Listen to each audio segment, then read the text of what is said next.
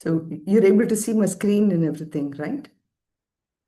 Yeah, you're seeing one screen? Okay, great. So it gets started.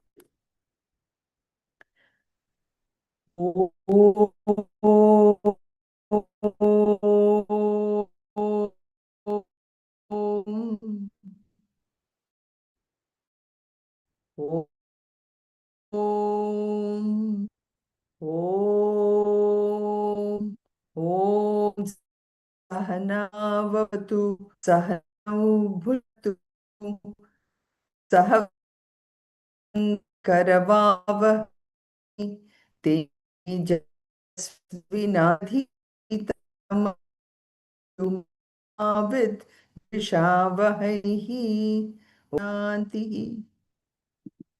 Gita, do you want to start the Gita Dhyanam? Hayum, there is a Okay, little. your sound system is not good. You can't hear me? There is You so much cannot hear? static. There is so much static in your sound Oh. system. No, now you hear? Now, Oh, now we'll it's try. I don't know. now? It's so No, much. now can you hear me? Can you say a sloka? We'll see. You can't hear me. You're freezing up. I think Gita's was a little Can you hear me? No, she got kicked out. Hmm. Because I'm the host now. Oh, you're the host. Yeah, she got kicked out. I think her laptop was freezing or something. Internet connection was freezing or something. Oh. Uh-oh.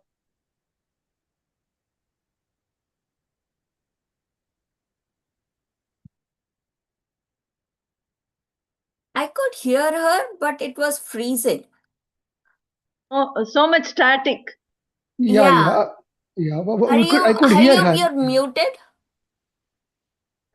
Yeah, I could hear her, but again, it's breaking up in the sloka. So much static. Yeah, now it's better? Yeah. Now it should better. be. Yeah, very good. Yeah, I changed the network connection. So yeah, hopefully this should be better. Okay. Let me. I can start. Yeah, 1 second.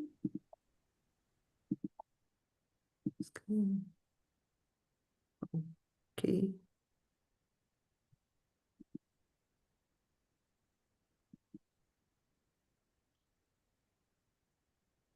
ॐ पार्थाय प्रतिबोधितां भगवता नारायणेन स्वयं व्यासेन ग्रथितां पुराणमुनिना मध्ये महाभारतम् अद्वैतामृतवर्षिणीं भगवतीम् अष्टादशाध्यायिनीम् अम्ब त्वामनुसन्ददामि भगवद्गीते भवद्वेषिणी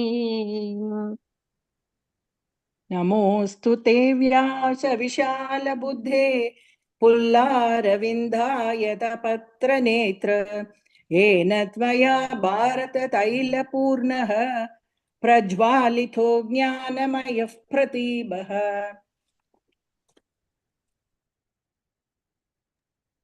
प्रपन्नपारिजाताय स्तोत्रवेत्रैकपाणये ज्ञानमुद्राय कृष्णाय गीतामृतदुहे नमः. वसुदेवसुतं देवं कंसचाणूरमर्दनं देवकी परमानन्दं कृष्णं वन्दे जगद्गुरुम्. सर्वधर्मान् परित्यज्य मामेकं शरणं व्रज अहं त्वा सर्वपापेभ्यः मोक्षयिष्यामि मा शुचः. Sorry, my voice is a little hoarse because it's morning time here. early morning 6 a.m. And so, as usual, got up early and haven't had a chance to practice my music. No, I'm kidding. But basically, not that I practice my music, but I haven't talked to anybody. So, maybe, as a review, I just want to ask all of you with 12th chapter. So, what do you think is the theme of this chapter? I think it's already there in Hindi. Hariom, your voice is very low, maybe for me or Oh, for everybody, I oh, don't know. really? Oh, I, okay. Thank it's you hard for to letting hear me you. know. Yeah. Now, is it okay? Now? Yeah. So, Geeta and Suvarna, are you also finding it to be low? No, No? I could hear properly. Okay. I just got the new computer from US, so it better work. And Wow, okay. anyway, yeah, Meena, try seeing on your side if you can increase the volume and I think I'll log out and come back again. okay, all right. So the theme of this chapter is Bhakti Yoga, and it is, the when we call yoga, right? When we say yoga is all about the connection between the mind and the body, or the mind and the intellect. It's basically an entire connection. Youth coming from the word yuj, which means really to yoke, or to connect. So it is the yoga of devotion to Ishvara. And throughout Bhagavad Gita, which really is applicable for all of us because we are the Arjunas here, Krishna keeps on telling us, keep on, just perform actions for me. Become very devoted to me. Make me as your goal. What do we do, right? In all our actions, this is what we do. We always are kind of goal oriented. We teach our kids to be extremely goal oriented, right? So it's not that Krishna is just saying, okay, just, come and pray to me. He's not saying that. He's actually saying that I know you're action oriented. I know that there are so many things that you're doing in the whole world, but do it in such a way that you are doing it as an arpanam to me, you know. So he says, make me as your supreme goal. In fact, Maya Veshimano Ye Mam, all the shlokas are coming up here. So he says, make me as your supreme goal. But then, the question for all of us is really, who is this me that Krishna is talking about? Where is this Krishna? That needs to be really established, right? Just a funny incident yesterday that happened, in my university. So there was this, kids today wear t-shirts with all kinds of sayings on their shirts, right? Because that's pretty cool. So there's this one kid who was walking around on his t-shirt which said, fear God or something. Okay. So I just caught him and I said, hey, what does this t-shirt mean? He was really shocked that I called him up to ask him the meaning of this because I don't think he really cared about what was written on the t-shirt. So fear God. So here too, Krishna is saying, make me as your supreme goal. Okay. So what does this me really mean?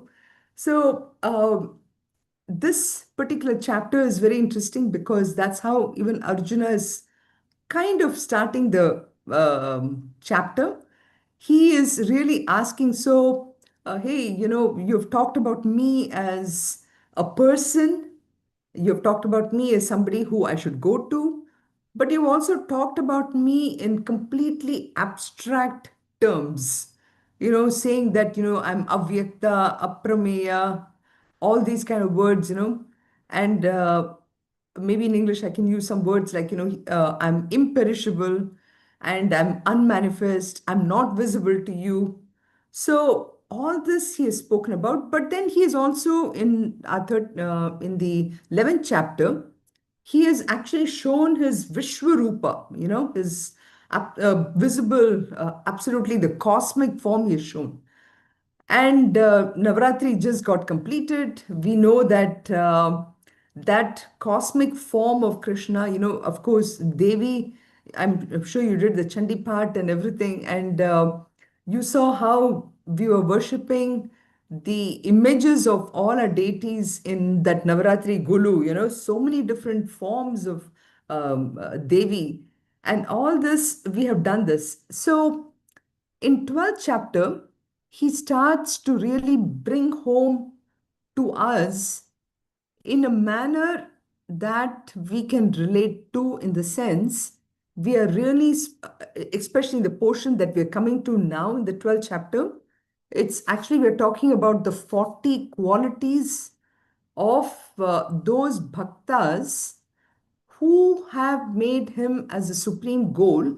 What are the qualities that we need to have? And, I look at this as, this is something that we can relate to even better, rather than if we were to say that, okay, Krishna is that Saguna form, Saguna he's also the Nirguna form, but he's also these qualities. Like, for example, if we say Krishna is unmanifest, Krishna is imperishable, Krishna is somebody whom I cannot touch, feel, and everything, then we are so used to our five senses. How can I really relate to this? So that is why in 12th chapter, now we have, he starts to talk about what are the qualities that I need to have if I really want to see Krishna, that's the beauty. And this qualities is very important because we can actually implement this in our lives right away in order for us to relate to even human beings in the world, because we can actually look at all of them as somebody's manifestations of Krishna, because we cannot really otherwise, make our really understand who Krishna is.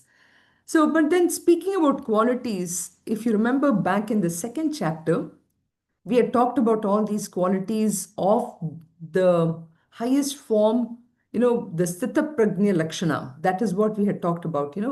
And so these were all things. So, does anybody remember any particular quality of that, what we talked about in second chapter of the Sthita Prajna? You know, So we said, Sthita Prajna Lakshanas are, like, for example, somebody who's completely detached. You're able to hear me, Suvarna? Yeah, okay, okay. Because you had a little bit of a puzzled expression. I thought that maybe again I'm phasing out or something. Yeah. But Sthita Prajna Lakshana is, like, where we talked about somebody who is very detached from the world, somebody who is able to really have a control over his emotions. So that is what we are now not necessarily coming to, but we're coming to more down to earth, not like completely detached from the world, which of course is also some of the qualities you will see. But here Krishna is trying to talk about who, what are the qualities of that bhakta, you know? So it is really the highest form of the highest qualities of a bhakta that he's explaining from an Advaitic standpoint. How does such an Advaitic jnani conduct himself in the world? How does he face all these situations? Does this person really have any problems at all? Or if he really does have problems, how does he face all this? So that part of it is what we are really we are going to be discussing in this chapter of the qualities. But I'll just go back and really ask ourselves, what qualities do we need to face different situations? I mean, can you throw some qualities what you think we need? Because this is what the 40 qualities will refer to. Um, I know we don't really think about what qualities we need. We just do it, right?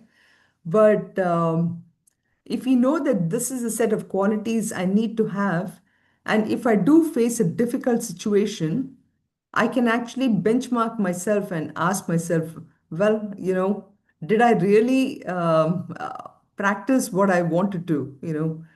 Like, as an example, only yesterday I faced a situation where I had to respond to, respond to a certain perception of how I had conducted myself. And the very first thing, if you try to analyze yourself, where somebody tells you, oh, you didn't do this or whatever, okay? And in our minds, we think that, yes, I have done it, but why is this person asking me that I did not do it? You know? So the first thing that comes immediately is our ego. Oh my God, you know, why is this person telling me this? So the point is the ego kicks in right away. But is that a quality? No, it's not really a quality, because all of us obviously have to have the I-ness in order to transact in this world. But it is that feeling of, what should I say? Um, Maybe it'll come up in one of these qualities, Ines, So, Ines, huh? Ines. Yeah, minus. You mean my Minus, thing? my, Mine. my. Yeah, the I-ness and the minus, both of them, they kind of kick in. And the minus, it is, Sunita plus something that she's attached to is this quality, right? Or maybe a certain pride that I take. Let's say, okay, I do take, let's say I take a pride in ensuring that I see something through completely, okay? I've taken up a project and I actually see through it completely. So I take a lot of pride in that, okay? If I'm that kind of a person, which I definitely have a lot of room for improvement on that part of it. But the point is, uh, you're trying to finish it, and then somebody tells you, oh, this, you didn't do this or whatever.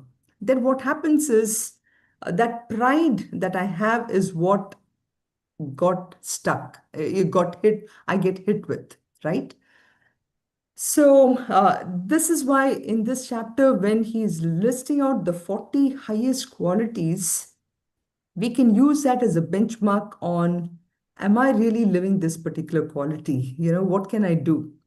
And then we will see that the uh, the question I raised in my previous slide, when we were talking about the introduction, which is, am I doing it for me or am I doing it for Krishna?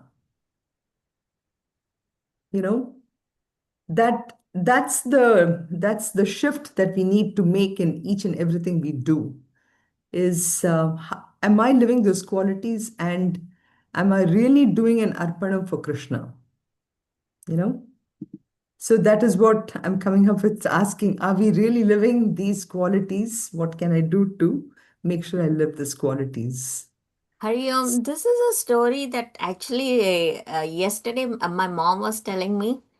She was talk she was talking with her cousin, and they were talking, and this her cousin says, I had that cousin was describing a situation where she was extremely pissed off. She was extremely pissed off, but her devotion, she said, she was saying that she is a devotee of Amma.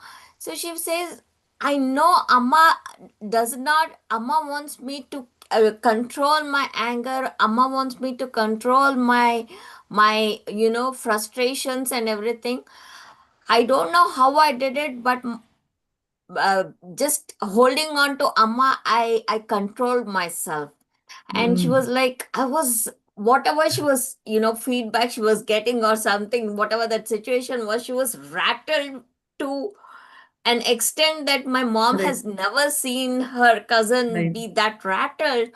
But she says, this is how I control myself. And my mom was saying that that is what it is, right? You have to control, figure out how to navigate the situation without getting caught up in that situation. How do you control yourself? How do you control your emotions?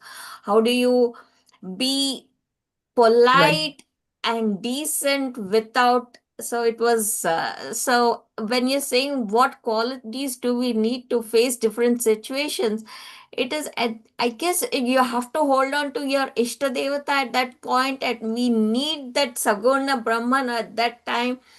We just need to hold on to that form and somehow get us through that situation. Yeah, That is what that I got support. out of my mom's, and it felt very true to what that, Uh-huh. you know, what my mom was saying about her cousin and what they were discussing. Right, right.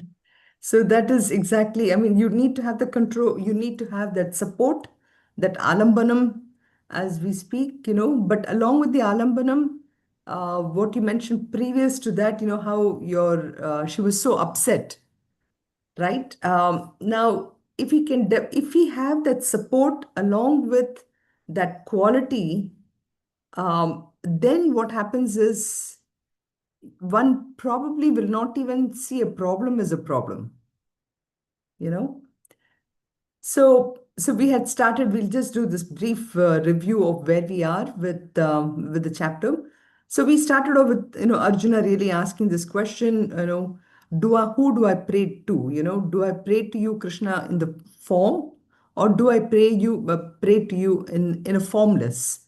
That was the very first shloka.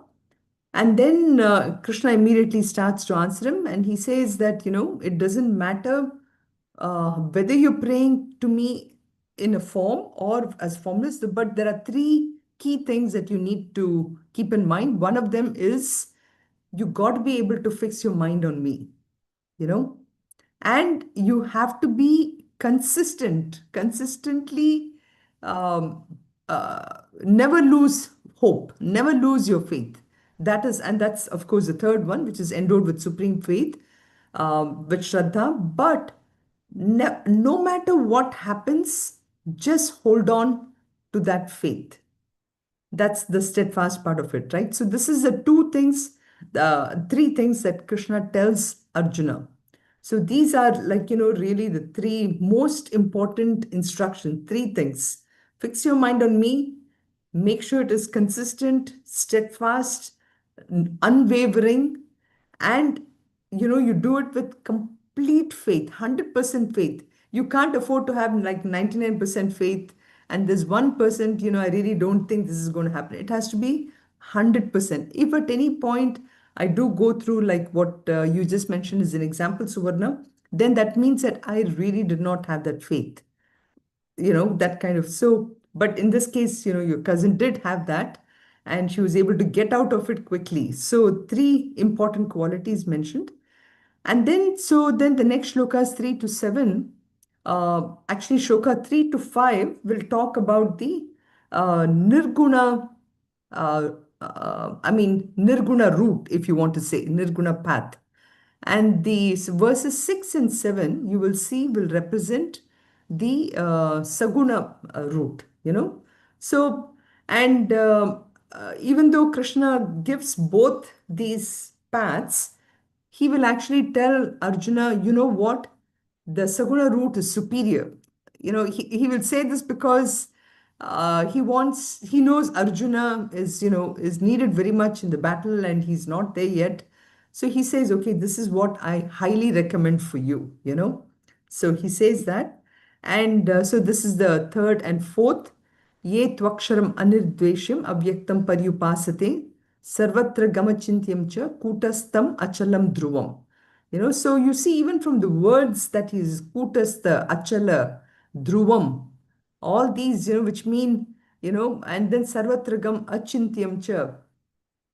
Kutastha means, we have talked about this, right? Kutastha, the anvil. And then Dhruvam, eternal. So I only mentioned Dhruvam because I thought about Dhruv, Gita, So you see how beautiful these names are, and that's why we keep the names.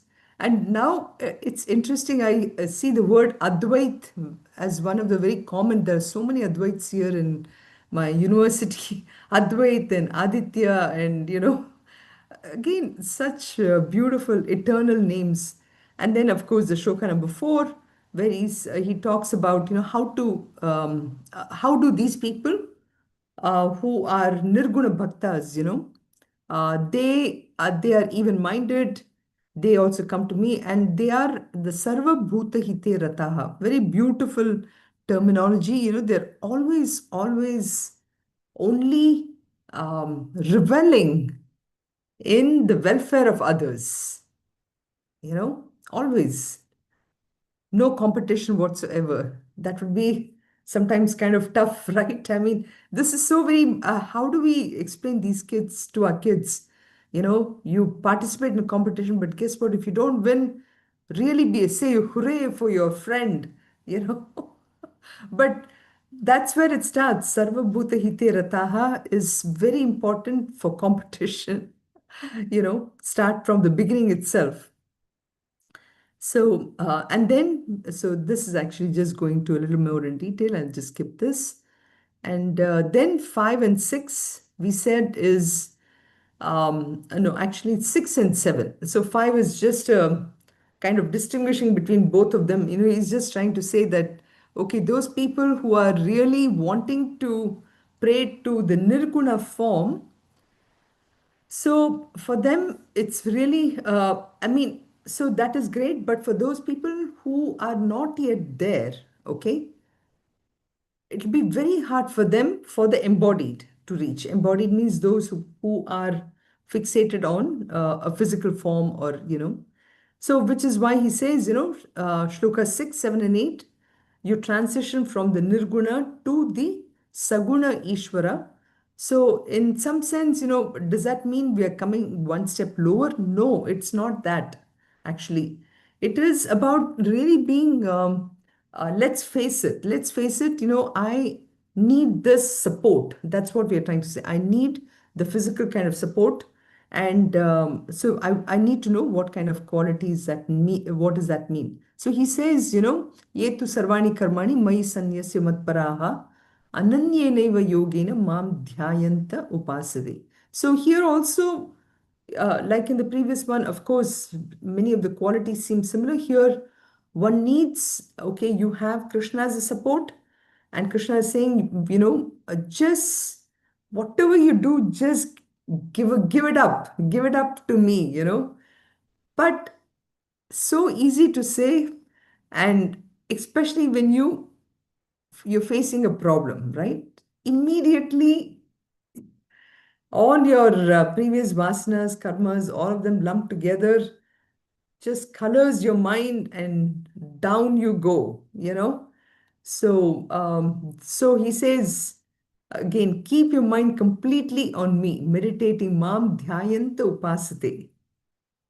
Just focus on me, meditate upon me. And then he says, for them, this one will get out of this ocean of samsar. And bhavami na achirat partha, na chirat partha. Without even wasting a minute, I'm right there for you. But again, Shloka, that 6 are the things he's saying, completely get devoted to me all the time, and I will be there right there for you. Okay. Again, it looks like, we're repeating the same thing over and over again, but guess what? There is nothing more than this. It's not as if we may have many different gods, okay? But the process is the simplest one, and this is the process. It doesn't matter. So we have many gods in Hinduism because each one of us are at different times of our lives, different times of the day, sometimes different needs. We have a God who can fulfill that need, but these are the kind of mindset I need to have, right? So in, I think Shloka, oh yes, the 7th one. Yeah, we did that already. So, and then in number 8, Mayeva mana adhatsva, Mayi buddhim niveshaya, nivasishyasi Mayeva, atha urdhvam na samshaya. So fix your mind on me and me alone, place your intellect. And again, a reiteration of the shloka number 7, because he says, I'll be right there for you, just like that. He says, continue to fix your mind, continue. And this, I think, As we get older, it becomes a little more easier because there are less things to worry about. Our mind is not so fixated on, oh, I got to be there, I got to do this, I got to get this. Now we are in a mode of, okay, I'm good where I am. I really don't need to keep running around. But then our mind, so, we talk about this kind of disturbances in the mind.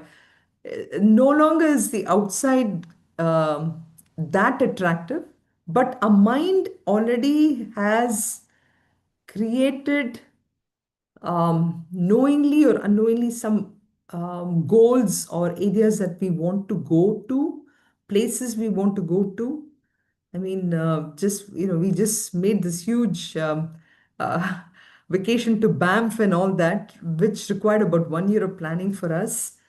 And already the group, my Ashok's group, is thinking about where. To go to.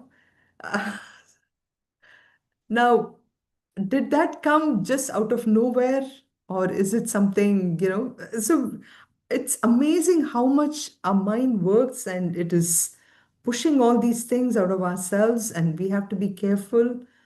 Do I really need to go to, say, Morocco or Mediterranean cruise, or you know, is and what should be my mindset, and how do I handle this?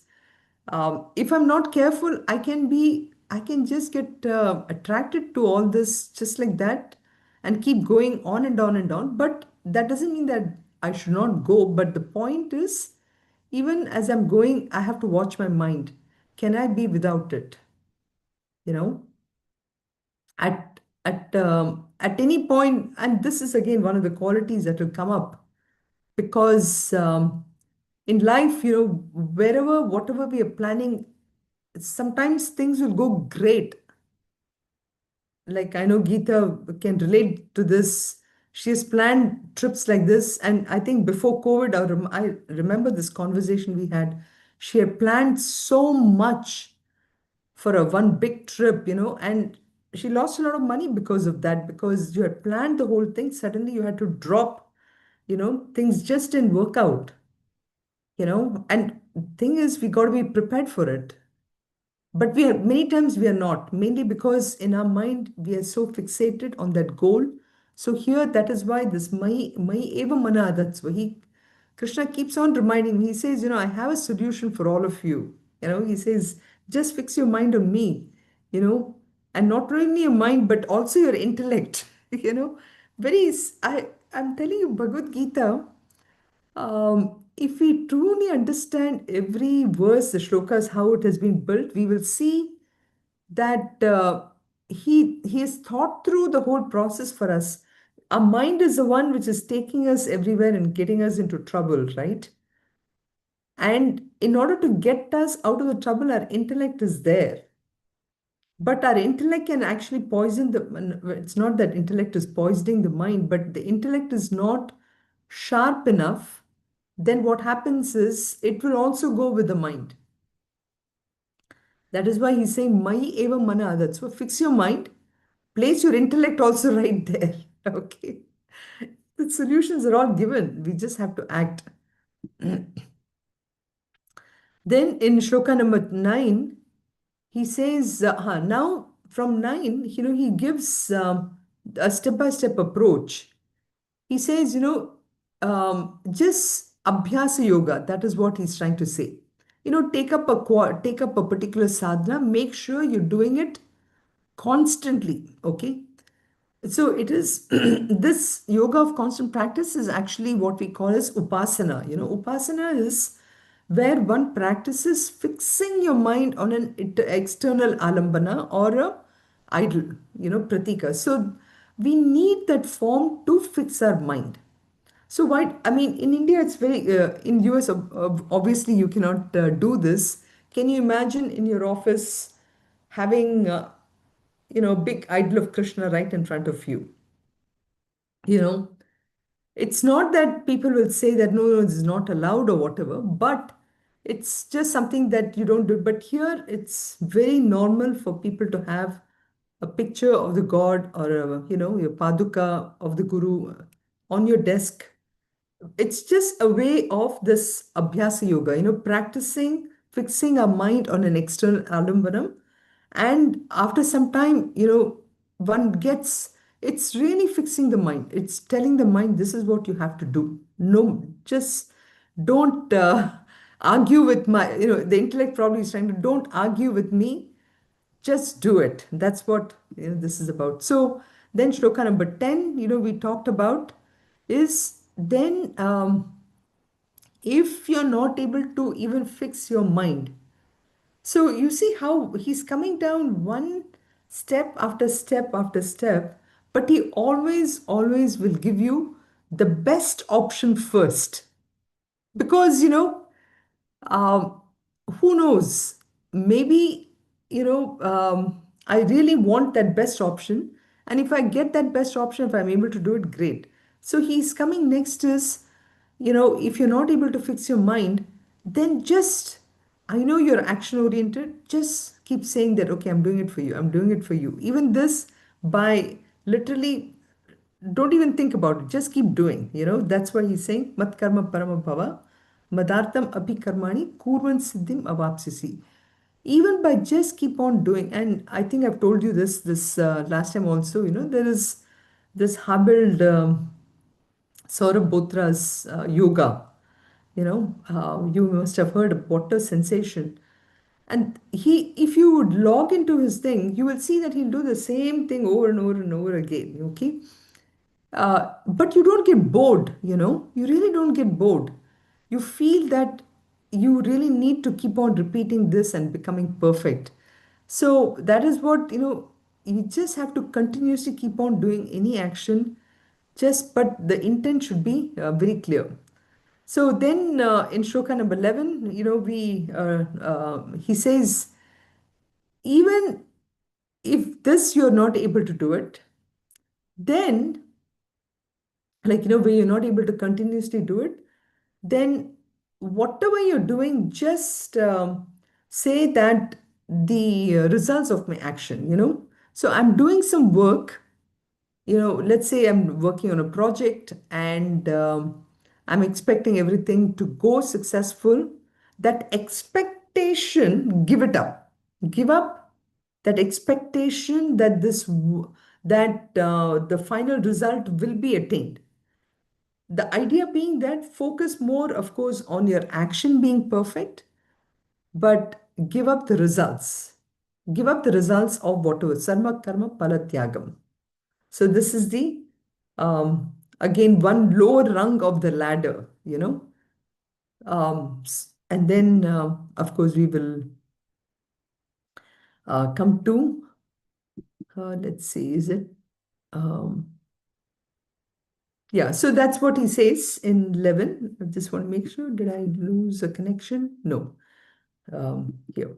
So in shloka number 12, then he says, why all this, he's kind of explaining that 4 steps by connecting it here. And in my next, I have that table actually.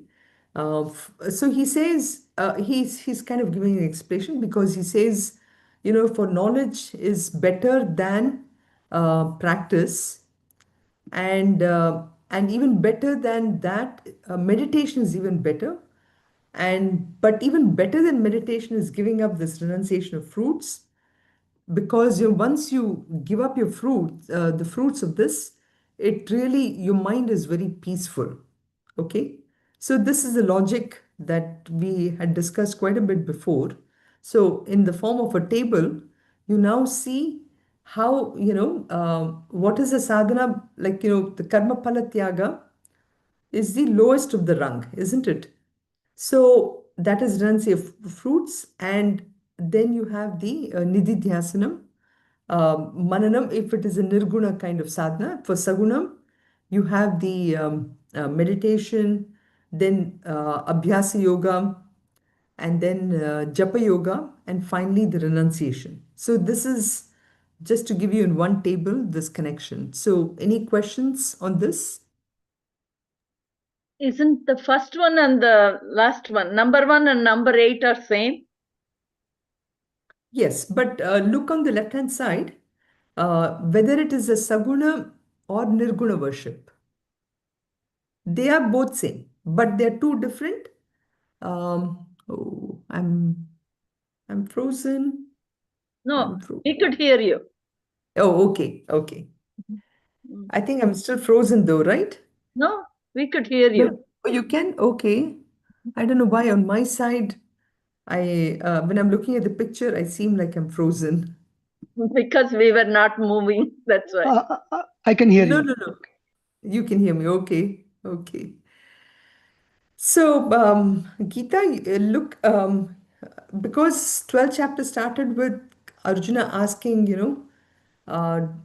which is better, Nirguna or Saguna. So, what this table, is broken down beautifully into Saguna worship and Nirguna worship. Okay? Oh.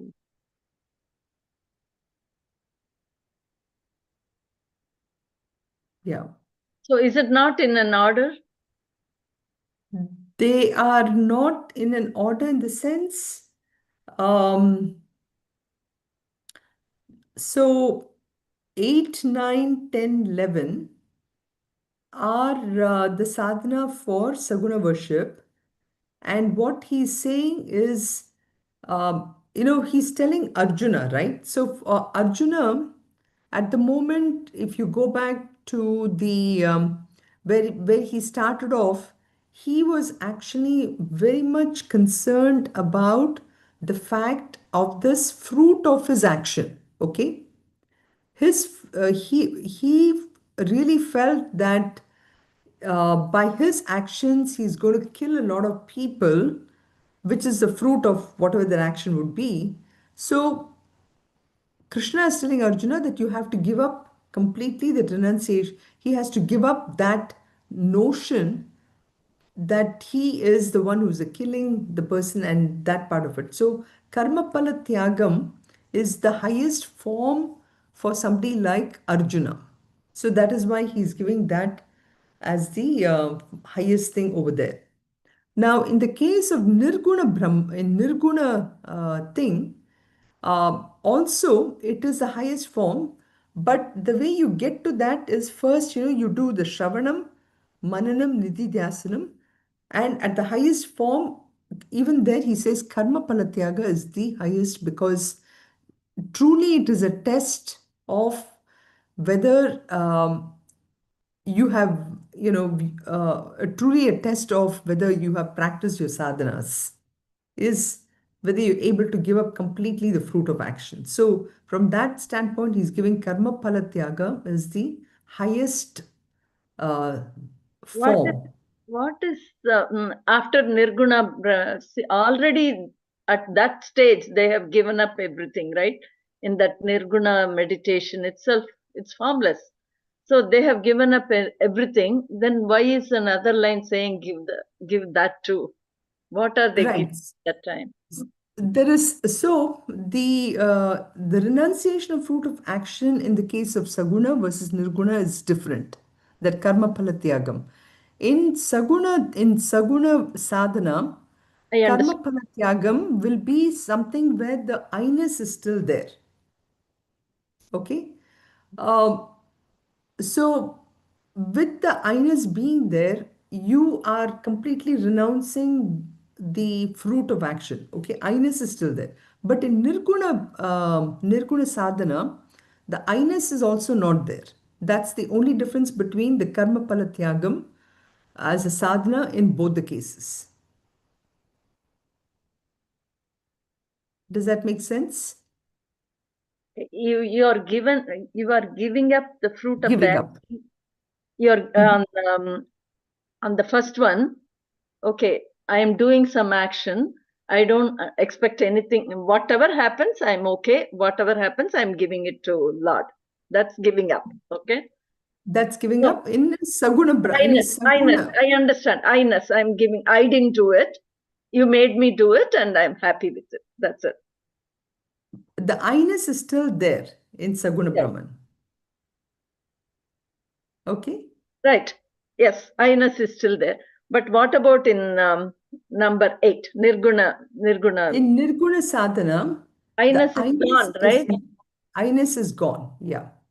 Then So okay, what are so they look at renouncing? it. When in Nirguna sadhana, when the I-ness itself is gone, there is automatically the fruits of action is also not there at all. What is the fruit of action, I'm asking? There is nothing actually. Nididhyasa. He is already in that Nirguna Yes, meditation. There is no yes, I-ness there already, right? correct. So, okay, one thing you have to remember, Nididhyasanam, the way he is given, Shravanam, Mananam, Nididhyasanam, these are the sadhanas. Karma Palatyaga automatically happens in a nirguna in a nirguna for for somebody who is practicing nirguna sadhana, and so karma palatyagam is not a sadhana. So nididhyasana, it says meditation, right? It is in during meditation. These are the sadhanas. Shravanam is listening. Mananam is a reflection, and Nididhyasanam is a meditation. Karma Palatyaga automatically happens. It is, you don't have to practice in the case of Nirguna. Whereas if you look at the sadhanas for Saguna, you see it starts off with a meditation and then repetition of meditation. Then you have all these japa yoga sadhanas and ultimately leading to renunciation.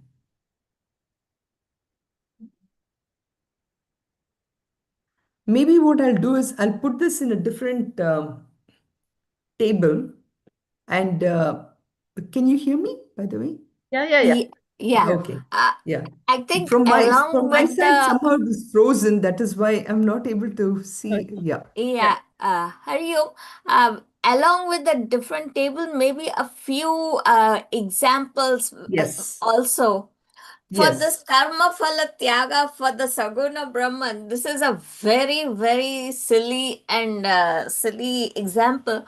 But I was cleaning the house and I'm finding so many spiders, and every time I catch a spider, I'm saying, Hey Bhagwan, I'm doing this action, but the result is up to you. I'm killing an animal over here. You made this animal, you send it inside, I'm killing it. Whatever happens is on you. There's nothing I can do about it. So this is at a very, very basic level. It's not even Saguna, it is renunciation even at a smaller level. But that is how, if you can come up with examples where we can Yeah. understand each step, I think that would be better. Yes, we'll do Bec- that. We'll do that yeah, next week because this karma because I phala want to. tyaga, the questions that Gita is asking, they're really deep, and they're very interesting too. Thank So we almost have to, um, and that is probably maybe this table can be a little confusing from that point, is we cannot put both of them in the same table. Um, and because what happens is our understanding of this karma palatyaga is actually different in both. As correct. I said, and by putting them in the same thing, then a mind gets confused as to how can in the nirguna sadhana we put it all the way on the top, and then in saguna we're putting it at the bottom. We are actually not doing that. In both cases, karma palatyagam is the highest form, is what Krishna is saying in the shloka number 12. Okay. Now, how we reach there is different. So think about it that way. The way in following the Saguna route, the way we get to renunciation fruit of action is, first I do the meditation, I Saguna Dhyana Yoga, like he says, then I'm actually ensuring that I do it continuously as a practice. It's not I do it only on Mondays or something like that. This has to be much more than that.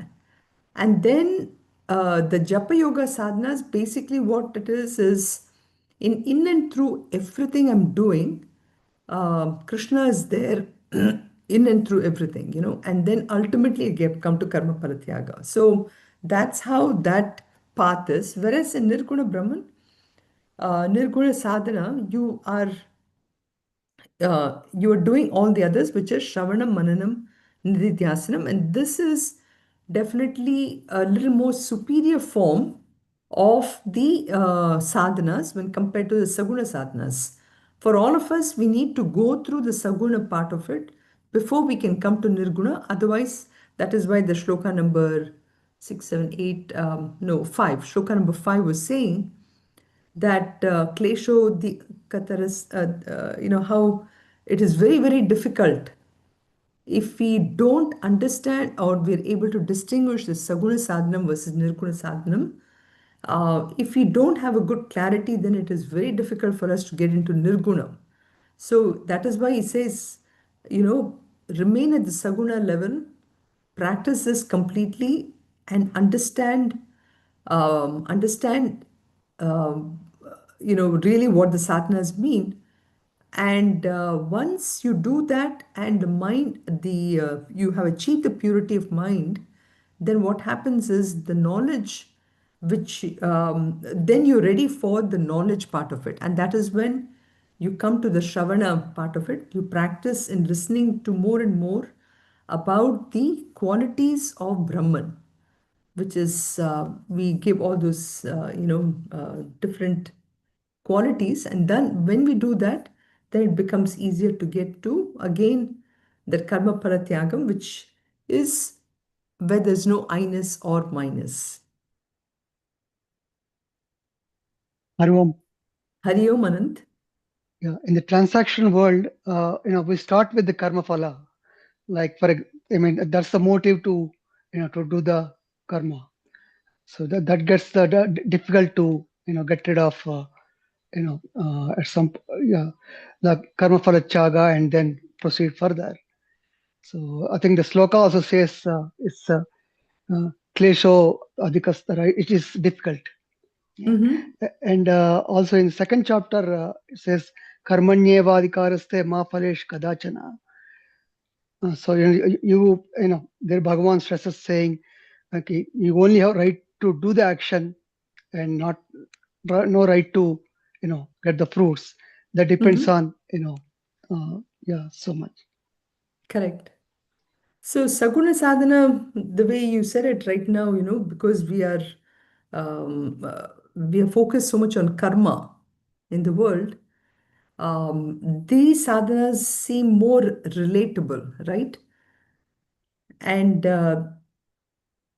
which is going to the temple, which is what meditation in the form of idol, and then being part of bhajan singing, being part of participating in pujas and everything. That's more relatable for us because we are action oriented.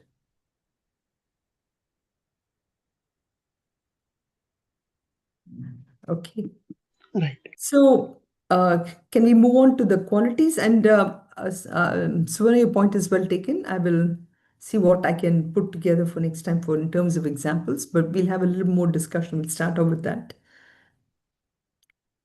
So then we started looking into this 40 shlokas. You can hear me, right? Okay, now I'm able Yes. to. I don't know where I'd placed the that bar with all your pictures. It was frozen right there, but now when I moved it, now you're all moving for me. So anyway, this is the 40 qualities which we started discussing 2 months ago almost. And again, how is this related, you may ask, to the previous discussion, correct? So they are almost two different topics. So far, we have covered the path to get there. Now we are talking about what is the quality that I need to have in order for me to be in this path. That's what we. So it doesn't matter whether it is a nirguna dhyana sadhaka or he's a saguna dhyana sadhaka. In both the cases, he's trying to say that one needs to have these qualities So in shloka number 13 itself, he starts off with some of the most beautiful qualities. He says, most important, you cannot have any hatred, no dislikes. Adveshta sarva bhutanam. Sarva bhuta, everyone. Just be loving. Like sometimes religions like Christianity, they have a little bit of trouble with our religion. They say that, we always talk about love Jesus, love Jesus. But you never talk about, love everyone. See, right here in Bhagavad Gita, this shloka says, Adveshta Sarva Bhuta, love everyone. That is the first thing. Then be friendly, be compassionate, Maitra, Karuna, and then be free of minus and I-ness. Be balanced in pain and pleasure, and be forgiving, So I'm just going through it quickly because we did all this. Geeta, any thought here you want to No, share? no, I'm enjoying. Okay. Yeah, isn't that so beautiful to talk about these qualities, you know? Um, I'm, of course, we may say it looks good on paper, but hard to practice. But the idea is the more and more we listen, the more and more we listen, we get convinced about it, you know. Um, then this is next beautiful Santushta Satatam Yogi Yatatma Dhrida Nischyaha Mayi Arpita Mana Buddhi Yad Mad Bhakta Same Priyaha. Ever content. This is a very beautiful word, ever content, and always steady in meditation. Steady in meditation meaning that, again, consistency of our practice, you know, and self-controlled. I don't need anything. Again, if you're content, you're automatically self-controlled, right? And then you're possessed of firm conviction. If our values are strong, automatically, whatever we are trying to do, we can actually move forward. And with the mind and intellect dedicated to me, completely, my arpita mana buddhi.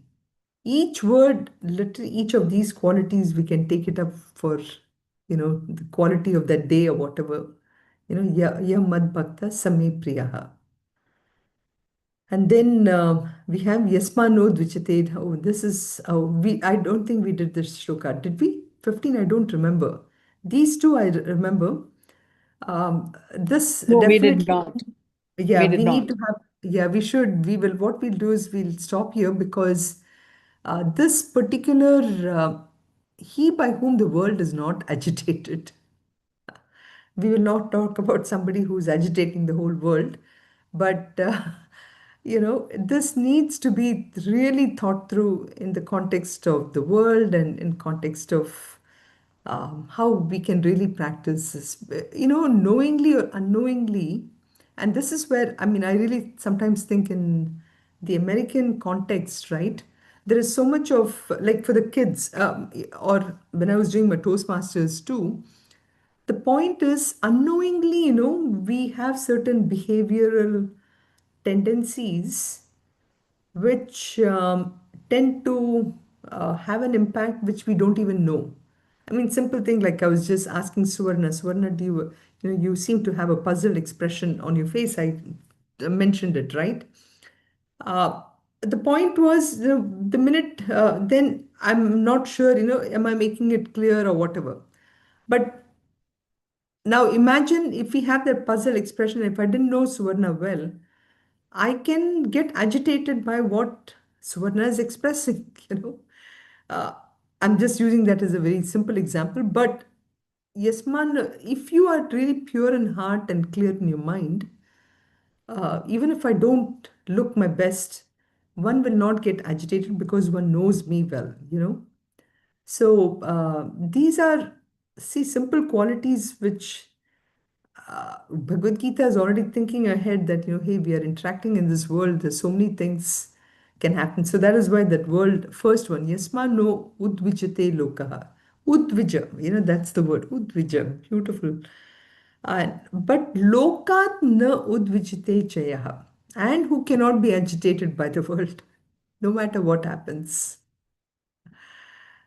So we will start from 15 next week, and let me stop and we'll meet next Wednesday night, US time.